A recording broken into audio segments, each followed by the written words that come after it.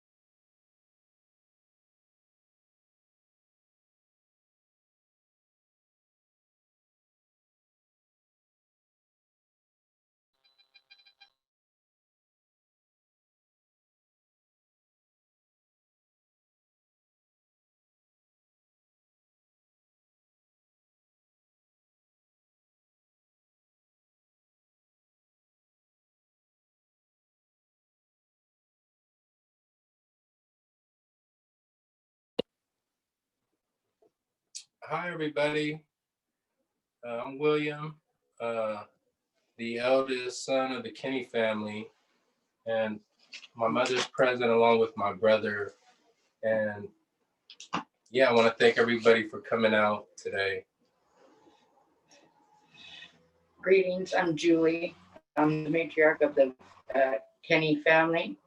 I'm a Sawato Upper Skagit woman, indigenous to this land, one of the first peoples of this nation. And I wanted to clear up some of these matters that have been brought out there. I want to thank everybody for their support. I thank you for being here today to get our perspective on what's been happening. And so I'll let my son start off. And I'm Philo, by the way. I'm the youngest son of the Kinney family. My name is Michael, and thank everybody for coming. Yes, so I wanted to update everybody on where we're at in terms of council.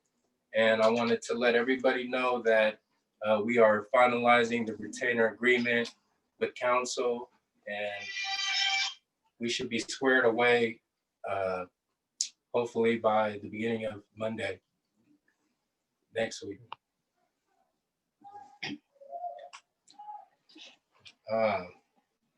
So we wanted to clear up a few matters that have been negative press for our family. I want everybody to know how devastated I am over that. Many of the facts are not even correct, and so we'll be trying to correct them coming up. But the main one is the fact that we have two homes. We do not. This is my only home. And if people think that I'm living comfortably in my in-laws' house, are mistaken. All my items, if the reporters had reported, they could see that all my belongings are on the front porch and all over the house and in 3 storage units. So some of this false reporting needs to stop, and we will try to correct some of those things as we go along. This thing is devastating. My family's been put in danger because of the false reporting, and I wanted to get out there that we needed to clear those matters up.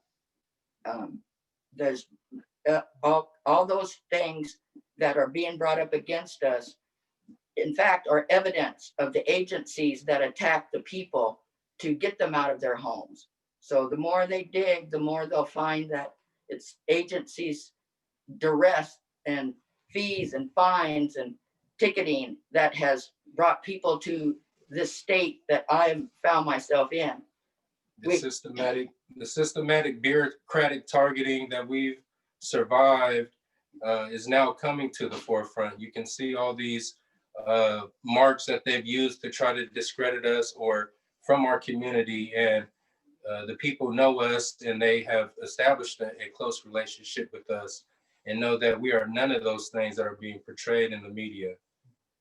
Another thing that some of the false reporting has caused is targeting on us, recent vandalism to our automobiles. I just suffered a targeted attack, break-in on my truck, and that happened about 2 weeks ago. And then just 3 days ago, my sister suffered another targeted attack on her automobile that was parked on the private property of Toyota dealership located on Broadway, Portland, Oregon. And the items that were stolen were things that were of deep value to my sister and that are irreplaceable items. She had Christmas gifts in the back of her automobile, and those things were stolen. And they broke into the front of the automobile and left the change. So it didn't appear to be a homeless attack, because you would think they would go after those type of valuables, but it seemed to be targeted to take certain sentimental valuables from our family. Another point that I wanted to bring out is that the attack that happened on the red was a continuation of the eviction that they purportedly had followed up on the September 9th, when they had removed us, me and my husband, the first time. We received no notice that time, and I made it clear. And this time again, when the large raid happened on the home and the encampment, we just received notice yesterday in the mail from Multnomah County of that actual date of them approaching us. So therefore it wasn't a legal notice. Also, it was just for this property over here at 4406. And so we're very disturbed of both times no notice being given. And that's basically something that needs to be addressed. The no notice at all. We've been surprised by all these notices, and this is part of the systematic targeting of gentrification that we've been surviving. Another thing I wanted to follow up is the houseless folks that were removed at gunpoint on December 8th, 2020, at gunpoint, and the inhumane treatment we all experienced, my brother included. There was certain houseless folks that were placed in isolation, confinement, and degraded and called names outside of their pronouns and misgendering on purpose to make them have some type of mental breakdown. And I witnessed this through going through booking. There was also a mistreatment of a Native American community member that was really mishandled by the Portland police, him and his dog, physically mistreated and thrown to the ground. And my brother probably could elaborate on some of the other mistreatments we have endured during this fight for our land back. So none of these people have received all of their belongings. There's still a lot of stuff that has not been received yet from the PPV. A lot of the mistreatment was, looked at like we were just like inhumane. Like that's just the way I could describe it. While we were in there, a lot of those people were like solely in isolation and over 24 hours before they fully got out. And when they were released, they were I know when I was released that they were doing threatening tactics because I try to reserve my rights on my signature and sign under duress because that all of those stuffs that they were doing to me was under duress. And they said that I couldn't reserve my rights on my signature. And if I did not reserve my rights, then they threatened more time and that I couldn't get out of there. So there was just mistreatment all along the way while going through that booking process and, deprivation of rights along the way. And I expect that through all of the campers that were there. Yeah, and while in there, the native camper that was mistreated, he was only in there with his no pants on and just a shirt with no socks. And while I was in there, since I wore so many layers by that time, I was able to take the sweater off my back and give it to him so he wouldn't be so cold. And even I doubled up on my socks and was able to give him an extra pair of socks, or else he would have been in there in isolation freezing. Yeah. Now I want to open up the conference room. If you would raise your hands for questions. I want to take in a few questions.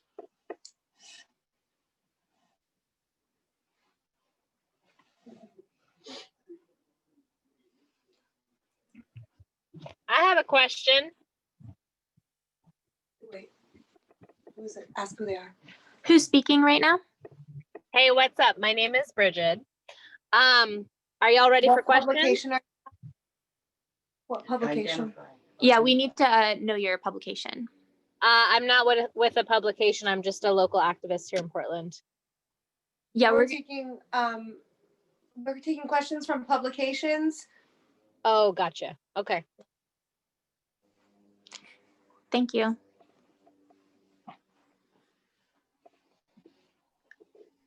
Hi, this is Jeremy Scott with KXL News. Can the family elaborate on what sort of, agreement in principle has been reached that you alluded to on Monday? The agreement in principle.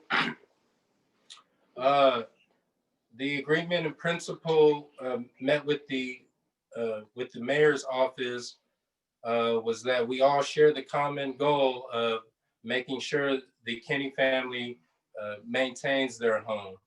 And so we have all agreed to coming up with a peaceful diplomatic resolution. And right now we're still in the infancy of these negotiations. So it is not not an agreement with the developer, correct? Not at this time. There's been no communications yet. We're still waiting on council. Thank you.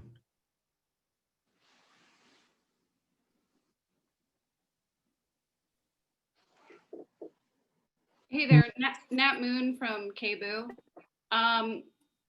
I was just wondering if you could detail a little bit the communications you've received from the mayor's office. He said he had been in touch with y'all back earlier this week, and I just wanted to get some details from the family. Thank you.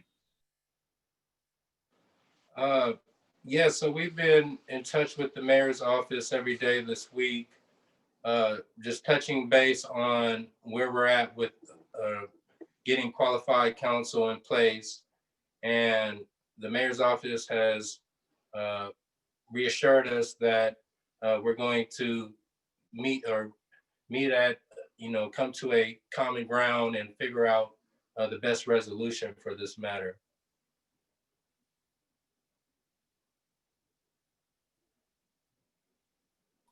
Thank you.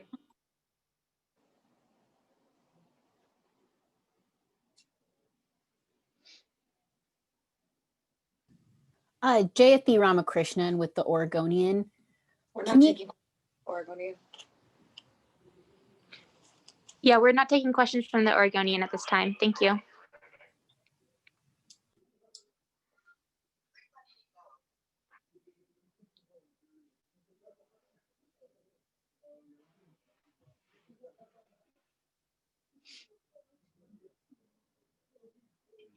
We got some hands up.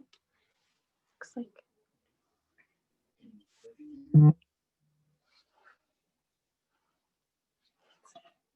only you can see. Okay, I don't know if you can hear me. This is Jennifer with Coin6. So what do you want folks to take away tonight? What's your big takeaway from the your press conference this evening? The biggest takeaway? That we're making progress in the negotiations. We're getting qualified counsel so that we can, have someone to communicate the Kinney's needs and come up with a satisfied resolution for all parties. Hi, this is Drew with Channel 12. Can you hear me?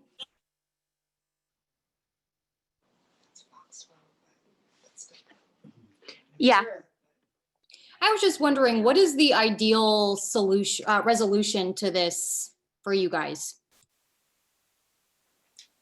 It's too soon to know at this point until we get counsel in place that can properly look at the situation and present the the right options here and how to go about coming up with the right set or negotiations. I know on a bigger picture, if the systemic racism and gentrification could stop in our neighborhoods, then that would be great.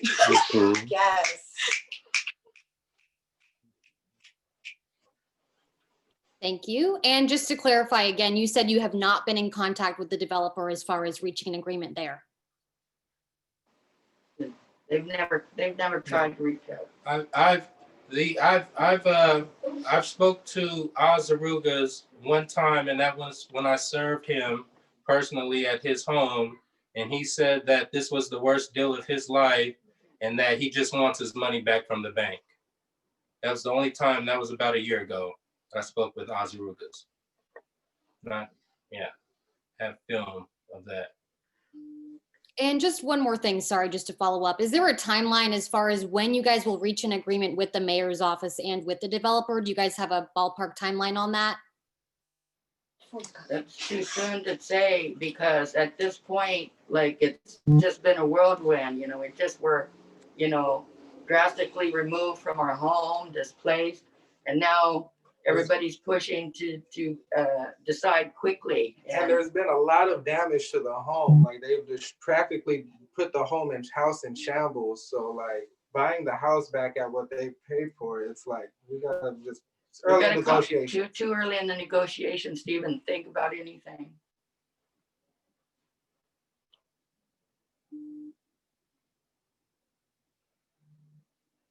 Thank you so much.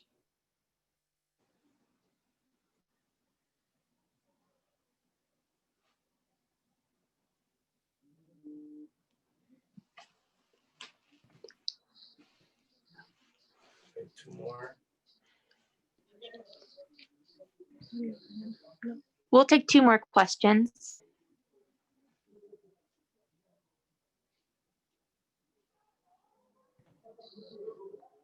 From Jennifer again from Coin6. Oh, am I muted or can you hear me? Yes, I can hear you. You can hear? Okay. Are you close to finding counsel? Have you spoke with someone that you feel comfortable with, or are you still searching? We've had several consultations, and we've found someone that we see eye to eye with, and we're finalizing the retainer agreement at this time.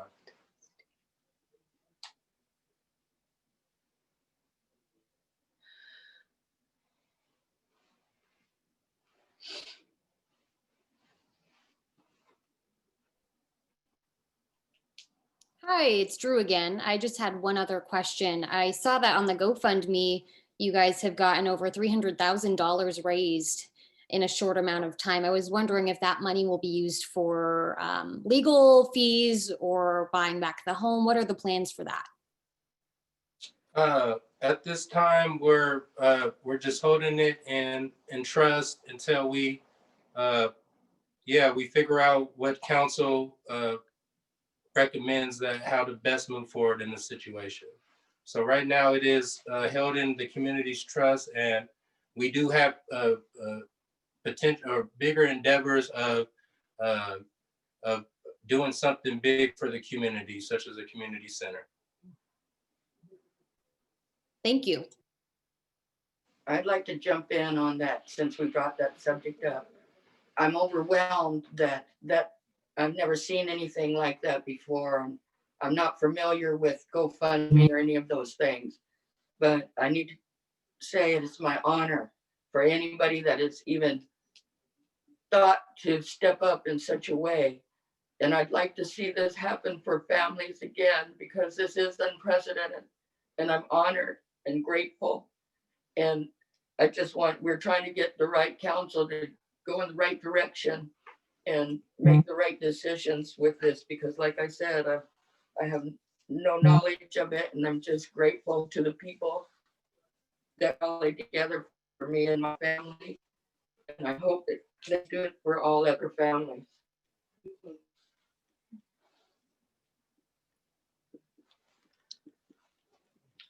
Yeah. So yeah, I think we're gonna conclude this conference, and Wait, please. Can I ask a question, please? No, no more questions. Sorry. Oh, you guys. Mute it.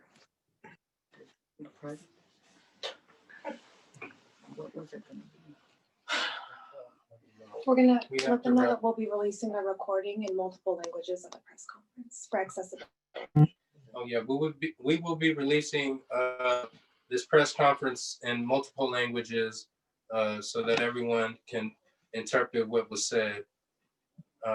Yeah, I want to conclude this conference, and we will keep you posted on the redhouseonmississippi.com for our next press conference when we get more developments. Thank you, guys. Appreciate it. Thank you. I'm gonna address the animal abuse or your citizen status.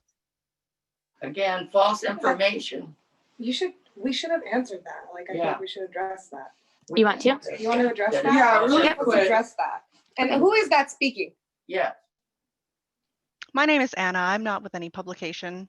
Oh, well, that's nice that you can be anonymous and ask anonymous questions when we ask for publications to be speaking. So thank you for that. But Yeah, y'all well, can you've go- created an atmosphere. Please mute this person. Systematic targeting. That's what that was, and it's a false How about you report. just answer the question? We are. I am answering the Yeah. question. Systematic, just how they targeted my brother on a false traffic stop for barely stopping at a stop sign. We were receiving all types of targeted abuse for our gutters, for our roof not being up to par. They were trying to find every reason to target and get us out of this community. So that's just another sign of the systematic targeting that we've been enduring and You're surviving. not letting people talk. Yeah, We don't need to let we don't need to people let you talk, Chris. Why not? You're not here supporting the family. All right, I'm kicking that person. What about the firearms in the house? Do you have firearms in your house? Probably. I think we can. I think No, I don't have any we can- firearms in my home. we can address that they found a pistol here. Is that what you're talking about? Firearms? What about the armed threat? Which arms threats? Everyone To our here, family? if there is someone with an arm, they have a permit to have to carry said arm. So, and that's a Second Amendment right too. So remember that.